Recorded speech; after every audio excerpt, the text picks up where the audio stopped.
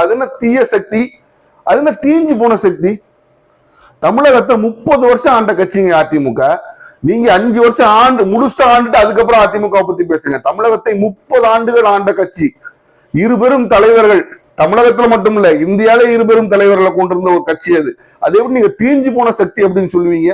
எல்லாத்தையும் திமுக திமுக திமுக திமுக பழி போட்டீங்கன்னா அப்ப நீங்க எதுக்கு இருக்கிறீங்க? நவுண்டு போயிருங்க, அந்த ஆட்சி அவங்ககிட்ட கொடுத்துட்டு போங்க, எடப்பாடி பழனிசாமி கிட்ட கொடுத்துட்டு போங்க, நடத்திட்டு போயிருவாங்க. ஆட்சி கட்டுல ஏறின பிறகு கோழை தான் அடுத்தோட கை காப்பான். நீங்க கோழையா? கரூர்ல என்ன சொன்னீங்க? அந்த மக்கள் அத்தனை கூட்டம் இருந்தாலும் பாதுகாக்க வேண்டிய கடமை போலீஸுக்கும் அரசாங்கம் தான் இருந்துச்சுன்றீங்க. இப்ப உள்ள அனுப்பிட்டு நீங்க பாதுகாத்து இருக்க வேண்டியதான? சட்டம் ஒழுங்கும் அரசாங்கம் பொங்கையில தானே இருக்கு. உங்களால பாதுகாக்க முடியாதா? ஒரு 5000 பேர் தான் பாதுகாப்பீங்களா? இது வரைக்கும் நீங்க எதிர்கட்சியில இருந்தீங்க அல்லது கட்சியே இல்லாம வெளியில இருந்தீங்க, அது ஒரு மீட்டிங் போட்டீங்க, அது வேற விஷயம். இப்போ நீங்க சிஎம் ஆயிட்டீங்க. நீங்க என்ன ப்ரொஜெக்ட் பண்றீங்களோ அதுதான் அந்த ஸ்டேட்டோட இமேஜ். ஒரு பாசிட்டிவான இமேஜை நீங்க ப்ரொஜெக்ட் பண்ணீங்கன்னா தான் அந்த விஷயம் பாசிட்டிவாக இருக்கும்.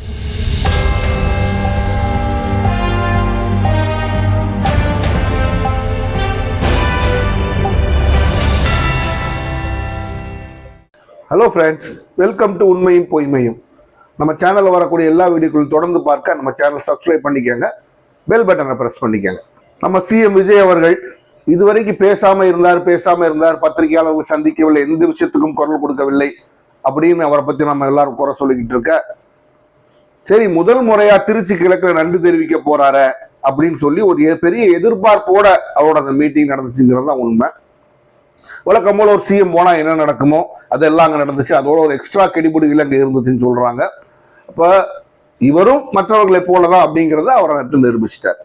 சரி, இந்த திருச்சி கிழக்குல அவர் அந்த மீட்டிங் ஆர்கனைஸ் சொல்லப்பட்டது என்றால் திருச்சி கிழக்கு வாக்காளர்களுக்கு நன்றி தெரிவிக்கக்கூடிய மீட்டிங் அப்படின்னு சொன்னாங்க. சரி, பக்கத்துல இருக்க பெரம்பூர்ல ஜெயிச்சாரு, அந்த பெரம்பூர்ல போய் நன்றி சொன்னாருன்னா சொல்லல. ஆனா திருச்சி கிழக்குல வாக்காளர்களுக்கு நன்றி சொல்லக்கூடிய மீட்டிங் அப்படின்னு சொன்னாங்க. நாம இதுவரைக்கும் அரசியல பார்த்துட்டு இருந்த விஷயங்கள் என்ன, ஒரு தொகுதிக்கு நன்றி சொல்லக்கூடிய அந்த சம்பிரதாயம் நடக்கும்போது என்ன செய்வாங்கன்னா, அந்த தொகுதியோட பிரதான வீதிகள்ல அந்த கேண்டிடேட்ஸ் போய் வணக்கம் கூப்பிட்டே நன்றி அந்த வணக்கம் சொல்லிட்டு வருவாங்க. மக்கள் மத்தியில் அவங்க வண்டியில போய் அவங்க நின்று நன்றி தெரிவிச்சு வருவாங்க. அங்க நின்று பேசுவாங்க, ஒரு 4 சந்துகள் நின்று பேசுவாங்க, 4 இடங்கள் நின்று நன்றி தெரிவிச்சுட்டு வருவாங்க. இதுதான் இது வரைக்கும் நடந்து கொண்டிருந்த ஒரு பாரம்பரியம் அப்படின்னு நம்ம சொல்லலாம். ஆனா முதல் முறையாக இவர் என்ன பண்றாரு, நான் ஒரு கிரவுண்ட்ல ஒரு மீட்டிங் வைப்பேன், அங்க எல்லாத்துக்கும் நன்றி தெரிவிப்பேன் அப்படின்னு சொல்றாரு. இது எனக்கு ஒரு பெரிய ஜோக் தான் ஞாபகம் வருது. நீங்க அப்படியே ஜூம் பேக்னு சொல்லுவாங்க, ஜூம் பேக் பண்ணி பாத்தீங்கன்னா இப்ப பள்ளி கல்வித்துறை அமைச்சரா இருக்க ராஜ்மோகன் அவர்கள் ஒரு வார்த்தை அடிக்கடி சொல்லுவார், Stalin operating procedure, standard operating procedure சொல்லுவார். எங்களை எங்கேயுமே மீட்டிங் நடத்த விடுறது இல்ல, 5000 பேரோட ரெஸ்ட்ரிக்ட் பண்ணிடுறாங்க, 5000 பேரோட ரெஸ்ட்ரிக்ட் பண்ணிடுறாங்க, அடிக்கடி ஒரு பெரிய குற்றச்சாட்டு சொல்லுவார். இப்போ நான் சரி, இப்போ விஜய் ஆட்சிக்கு வந்துட்டாரு, அவர் நன்றி தெரிவிக்க போறார், திருச்சி கிழக்குல கூட்டம் பயங்கரமா வரும், ஒரு லட்சக்கணக்கான பேர் வருவாங்க அப்படின்னு நான் நினைச்சேன். 5000 பேருக்கு நாங்க QR கோட் கொடுப்போம், அவங்கள மட்டும்தான் உள்ள அலோவ் பண்ணுவோம். நீங்க இன்னும் ஆட்சிக்கே வரலையா? இன்னும் ஸ்டாலின் ஆப்ரேட்டிங் ப்ரொசீஜர் தான் நீங்க ஆப்ரேட் பண்ணிக்கிட்டு இருக்கீங்களா? அவர் மேல அந்த குறைய சொன்னீங்க, சரி அவர் எதிர்கட்சிக்கலாம். இப்ப நீங்க ஆட்சிக்கு வந்துட்டீங்களே, உங்க கையில தான் சட்டம் ஒழுங்குலாம் இருக்கு, நீங்க பாதுகாக்க வேண்டியது தானே. கரூர்ல என்ன சொன்னீங்க? அந்த மக்கள் அத்தனை கூட்டம் இருந்தாலும் பாதுகாக்க வேண்டிய கடமை போலீஸுக்கும் அரசாங்கம் தான் இருந்துச்சுன்றீங்க. இப்ப உள்ள அனுப்பிட்டு நீங்க பாதுகாத்து இருக்க வேண்டியதான? சட்டம் ஒழுங்கும் அரசாங்கம் பொங்கையில தானே இருக்கு. உங்களால பாதுகாக்க முடியாதா? ஒரு 5000 பேர் தான் பாதுகாப்பீங்களா? சரி, அது ஒரு வரைக்கும் நியாயம்தான். அது வேற வாய், இது நார வாயின்னு உங்க சினிமால ஆல்ரெடி சொல்லிட்டாங்க, அது அப்படித்தான் நம்ம நினைக்க முடியும். சரி, இது ஒரு விஷயங்கள் அப்பாற்பட்டு நம்ம இதை ஒரு அரசியல் பார்வையா பார்ப்போம். இந்த மீட்டிங் அப்படின்னா இவ்வளவு சர்ச்சைக்குரிய விஷயங்கள் தொடர்ந்து நடந்திருந்தாலும் வாய் மூடி மௌனியாக தான் நம்ம சிஎம் விஜய் இருந்திருக்காரு, எல்லாருக்குமே நல்லா தெரியும். அப்போ டெல்லிக்கு போகும்போது கூட சம்பிரதாயமா எல்லா சீஃப் மினிஸ்டர்ஸும் ஒரு பிரஸ் மீட் வைப்பாங்க, அதை கூட அவர் தவிர்த்துட்டார். அப்போ இதுவரைக்கும் பிரஸ்ஸையோ யாரையோ சந்திக்காம முதல் முறையா சிஎம் ஆனதுக்கு அப்புறம் விஜய் அவர்கள் பேச போறாரு அப்படிங்கிற ஒரு பெரிய எதிர்பார்ப்பு இருந்துச்சு.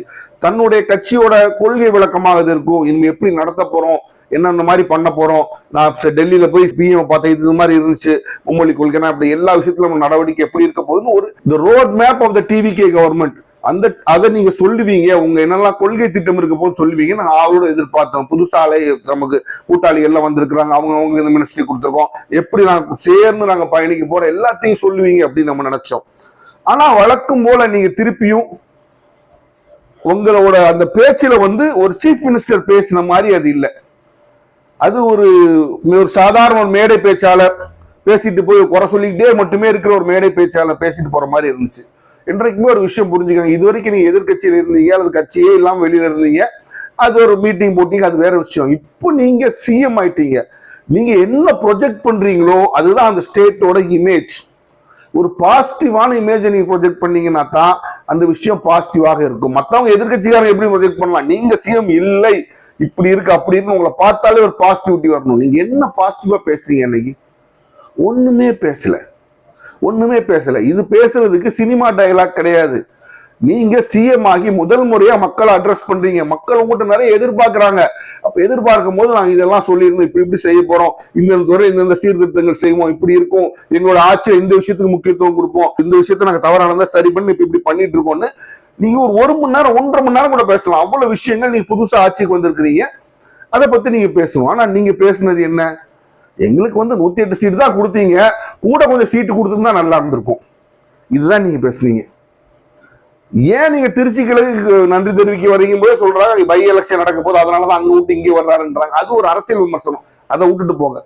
இப்ப எனக்கு தமிழ்நாடு சிஎம் அங்க போய் நிற்கும் போது என்ன சொல்லி இருந்திருக்கணும் அப்படிங்கிற வார்த்தைகள் தான் இப்போ மிக முக்கியமான ஒரு வார்த்தைகளா இருக்கு. அது மட்டும் இல்ல, ஒரு சிஎம்மா மேடையில போய் ஏறு நின்று நக்கல் நையாண்டி பேசக்கூடாது. நக்கல் நையாண்டி பேசுறதுக்கு நீங்க எதிர்கட்சி தலைவராக இருக்கும் போது எலெக்ஷன் பிரச்சாரங்களே பண்ணிடலாம்.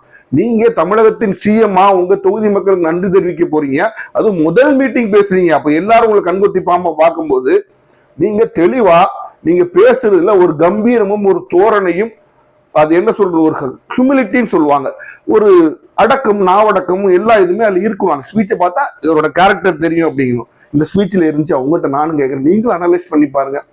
என்ன சொன்னாலும் அர்த்தவங்க திமுக திமுக அதிமுக அதிமுகங்கிறது. இதை திமுக திமுக நீங்க சொல்ற கூட சொல்ல, அது என்ன தீய சக்தி, அது என்ன தீஞ்சு போன சக்தி? தமிழகத்தை 30 வருஷம் ஆண்ட கட்சிங்க அதிமுக.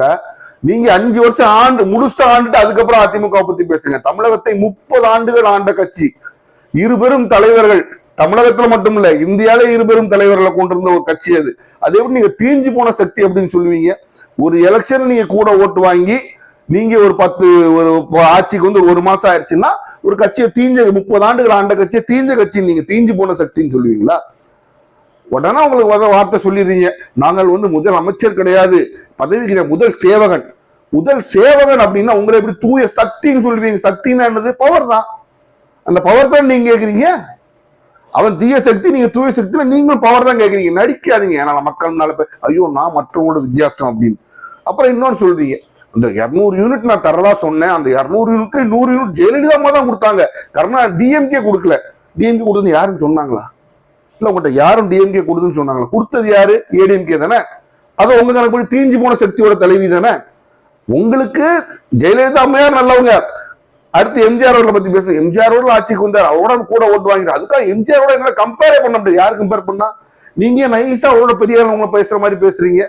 எம்ஜிஆரோட நீங்க எப்ப பெரியார் ஆவீங்கன்னா தொடர்ந்து 10 வருஷம் அவரை மாதிரி நீங்க சிஎம் இருந்தீங்கன்னா நீங்க அதை பத்தி பேசுறதுக்கு யோசிக்கவே முடியும்.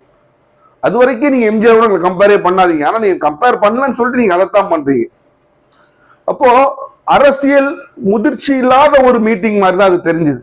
நீங்க யாருக்கு பேசுறீங்க அப்படின்னா சிஎம் ஆஃப் தமிழ்நாடு என்றைக்குமே கட்சிக்காரங்களுக்கு பேசக்கூடாது. சிஎம் ஆஃப் தமிழ்நாடு தமிழக மக்கள் எல்லாத்துக்கும் பேசணும். தமிழக மக்கள் தாண்டி இந்தியா முழுசும் உள்ள அரசியல்வாதிகளுக்கும் தமிழ்நாடு இதுதான், தமிழ்நாட்டின் தலைவர் நான் இப்படித்தான் இருப்பேன்ங்கிறத ஒரு கொள்கை பிரகடனமா தான் உங்களோட ஃபர்ஸ்ட் ஸ்பீச் இருந்திருக்கும். ஆனா இல்ல, நீங்க வழக்கம்போல என்ன பண்றீங்க, வர்றாங்க அவங்க எல்லாம் ஒரு ஜென்சி மீட் வச்சாங்க. ஜென்சினால அந்த இங்கிலீஷ் தமிழ் கலந்து பேசுறது நான் சொல்ல, இப்படி நக்கல் நையாண்டியா பேசினா நீங்க பெரிய புத்திசாலியா? ஏன் ஜென்சிங்கிறது நீங்க மட்டும் தான் வைக்கணுமா? என்ன நீங்க பேட்டன்ட் போட்டு ஜென்சி வாங்கிட்டீங்களா? என்ன சொல்றீங்க? திமுக நடந்த மீட்டிங் சொல்ல வரீங்களா? அவங்க இதுக்கு அவங்க வைக்கிறாங்க.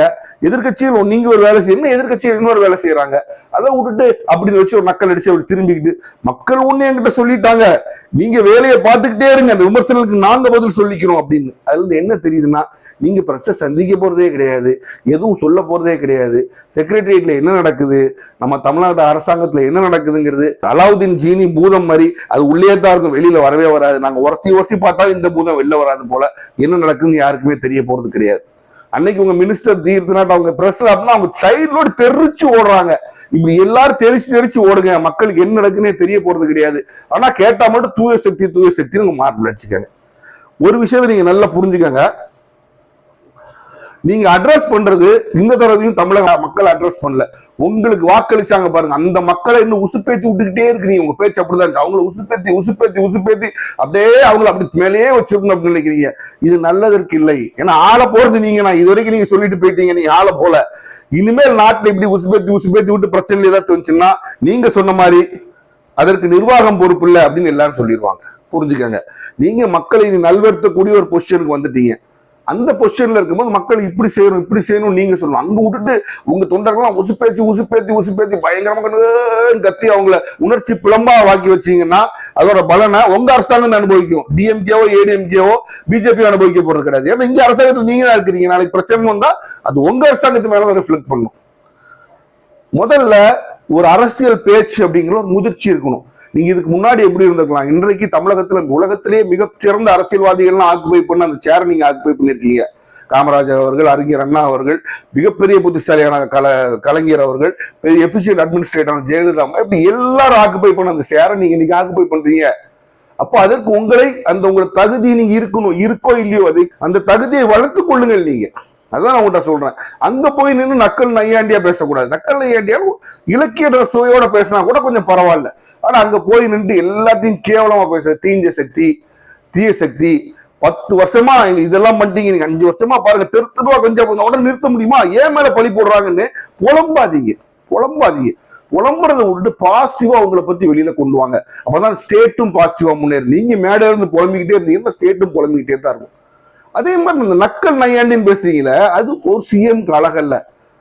யோசிச்சு பாருங்க, நீங்க சொல்ற டைலாக ஒரு மாதிரி மாத்தி பேசுறேன், அது உங்களுக்கு எப்படி இருக்கு நீங்க யோசிச்சு பாருங்க. அதை சாதாரண மனுஷனே பேசக்கூடாது.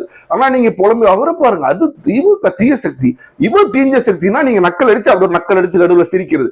இதே நான் வேற மாதிரி நீங்க சொன்ன டைலாக் சொல்லுவா, அது எப்படி இருக்குன்னு நீங்க பாருங்க. நீங்க உங்க அந்த இடத்துல இமேஜின் பண்ணி பாருங்க. நீங்க சொல்ற டைலாக நான் மாத்தி சொல்றேன். 2 பேருக்கு இடையில தான் போட்டி, ஒன்னு திமுக இன்னொன்னு தாவேக்க இப்படின்னு சொன்னா எப்படி இருக்கு? அவர் சொல்ற மாதிரி சொன்னா அதே மாதிரிதான் உங்க பேச்சு இருக்கு. பேச்சுல ஒரு சீரியஸ் சிஎம் பேசும்போது டயலாக் மாதிரி பேசக்கூடாது, நார்மலா பேசணும், மக்களுக்கு பேசணும். இப்படி பேசினா எப்படி இருக்கு? நீங்க அது ஒரு அந்த ஆள் எல்லா சீரியஸ் விஷயத்தையும் எப்படி காமெடியா சொல்லுவாரோ அதே மாதிரி நீங்க பேசுறது காமெடியா தான் இருந்துச்சு. காமெடி பண்றதுக்கு நாங்க சிஎம்க்கு ஓட்டு போட்டு வைக்கல. சிஎம்க்கு ஓட்டு போட்டு வைக்கிறது ஒரு கொள்கை தினத்தோட இந்த ஸ்டேட்டை நான் இப்படி நடத்த போறேன், இன்றைக்கு இப்படி இருக்கு, இந்த 2 வருஷம் 1 வருஷம் கழிச்சு இப்படி 2 வருஷம் கழிச்சு இப்படி இருக்கும், என்னோட கொள்கை இது, என்னோட இலக்கு இது, இந்த விஷயத்த இது இலக்குன்னு சொல்றதுன்னு பார்த்தா எதுவுமே கிடையாது. என்ன இலக்கு? தாவேக்கா கவர்மெண்டோட இலக்கு எந்த விஷயத்துல என்ன யாருக்கு தெரிஞ்சு? ஏன்னா இது வரைக்கும் நீ ஒண்ணு உருப்படியா செய்யல. 30 நாள் நீங்க என்ன செய்ய போறீங்கிறதும் தெரியல. அப்போ உங்க ஸ்பீச் ஒரு ஒரு வெற்று ஸ்பீச்சா தான் இருந்துச்சு. ஒரு வெட்டி பேச்சு அப்படின்னு சொல்லுவாங்க இல்லையா, டீக்கெட்ல உட்காந்து வெட்டி பேசும், அந்த மாதிரி உங்க ஸ்பீச் இருந்துச்சு. எல்லாத்தையும் திமுக பழி போட்டீங்கன்னா அப்ப நீங்க எதுக்கு இருக்கிறீங்க? நவுண்டு போயிருங்க, அந்த ஆட்சி அவங்ககிட்ட கொடுத்துட்டு போங்க, எடப்பாடி பழனிசாமி கிட்ட கொடுத்துட்டு போங்க, நடத்திட்டு போயிருவாங்க. ஆட்சி கட்டுல ஏறின பிறகு கோழை தான் அடுத்தோட கை காமிப்பான். நீங்க கோழையா? ஆட்சி கட்டுல ஏறின பிறகு நான் செய்யறவன் தான் அடுத்தவன் என்ன பண்ணான, நான் ஏறிட்டு நான் சரி பண்ணுவேன் சொல்றவன் தான் ஒரு உண்மையான அட்மினிஸ்ட்ரேட்டர், ஒரு தலைவன். உங்களால அப்படி செய்ய முடியல. இன்னும் 30 நாள் ஆயிடுச்சு. இன்னும் அவன் தான் பண்றான் அவனே காமிச்சிட்டு இருந்தீங்கன்னா மக்கள் உங்களுக்கு எதுக்கு ஓட்டு போட்டாங்க? அவனுக்கே ஓட்டு போட்டு போயிட்டு இருக்கலாமே. நீங்க தானே ஆட்சி கட்டுல இருக்கிறீங்க. அப்போ நான் என்ன செஞ்சுட்டேன் அப்படிங்கறத சொல்லணும். அடுத்து பின்னால் உள்ள குறை காமிச்சுக்கிட்டே இருக்கிறது ஒரு நல்ல லீடருக்குள்ள அளவு கிடையாது. நீங்க அதான் செஞ்சீங்க. உங்க ஸ்பீச்சை மொத்தமா அனலைஸ் பண்ணி பார்த்தோம் அப்படின்னா தாவேக்காவோட திமுகங்கிற வார்த்தைகள் அதிகமா இருந்துச்சு. அப்போ எல்லாரும் என்ன சொல்றாங்கன்னா ஒரு உங்க மைண்டுக்குள்ள ஒரு ஃப்ரஸ்ட்ரேஷனா உங்க மைண்டுக்குள்ள ஒரு பெரிய இமேஜை திமுக கிரியேட் பண்ணி வச்சிருக்கு. அதனால உங்க வாயை தொடர்ந்தாலும் திமுகன்னு வருதுன்னு சொல்றாங்க. இதை முதல்ல விட்டுட்டு திமுக தாவேக்காங்கிறத விடுங்க. தமிழ்நாட்டுக்கு நம்ம அடுத்து என்ன செய்ய போறோங்கிற ஒரு விஷயம் விடுங்க. அதை பத்தி மட்டுமே பேசுங்க. ஒரு ஸ்பீச் பேசுனீங்கன்னா 1 நிமிஷம் நீங்க எதிர்கட்சிகளை குறிச்சு பேசலாம், அவ்வளவுதான். அதுவும் மரியாதையோடு தான் பேசணும். சும்மா கேவலமான வார்த்தையில யூஸ் பண்ணக்கூடாது, தராதரம் இல்லாத வார்த்தையில யூஸ் பண்ணக்கூடாது. ஏன்னா நீங்க சிஎம்.